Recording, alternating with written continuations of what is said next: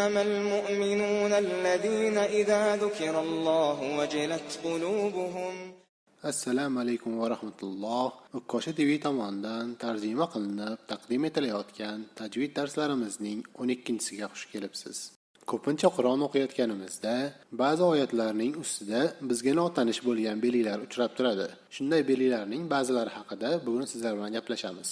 Birinchi misolimizda alifning ustida bizga notanish bo'lgan mana bunday dumaloq belgi turibdi. Shu belgi borligi sababli ham alifni talaffuz qilamizmi yoki yo'qmi bilmaymiz. Keling buni bilib olish uchun qorining qiroatini eshitib ko'ramiz. A'jamiyyun va arabiy. Mashhur qori Mishari al-Afasi bu belgini talaffuz qilayotganda uning o'rniga hamza talaffuzini qo'shdi va bu oyatni mana bunday o'qidi. A'jamiy. Bu qoidamizning nomi tashildir.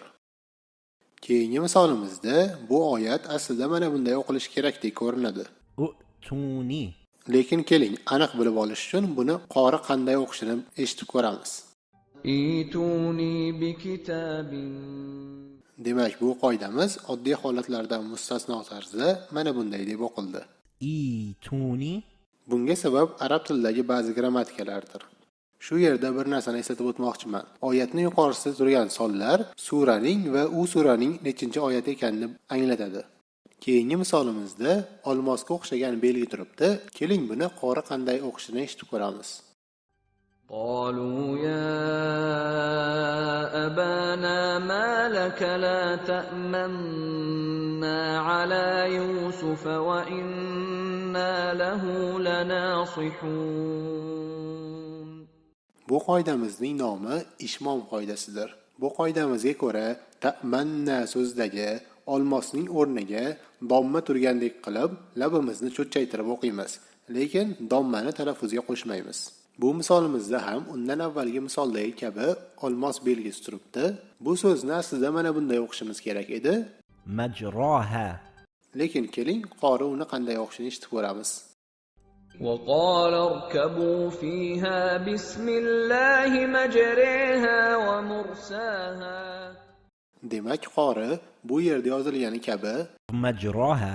deb o'qimasdan uni mana bunday o'qiyapti. Majreha. Bu qoidamizning nomi imola qoidasidir. Bu qoidamiz Qur'onda faqat bir yerda topiladi, ya'ni Hud surasining mana shu oyatida. Oxirgi misolimizda sin harfi kichraytirib belgi sifatida qo'yilgan. Keling bu oyatni qori qanday talaffuz qilishini eshitib ko'ramiz. قالوا يا ويلنا من بعثنا من مرقدنا هذا ما وعد الرحمن وصدق المرسلون.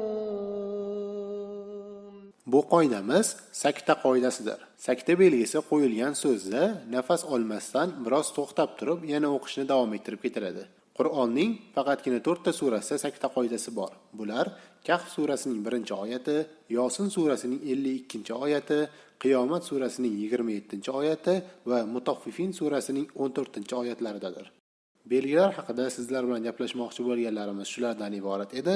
E'tiboringiz uchun rahmat. O'kkosha TV bilan qoling.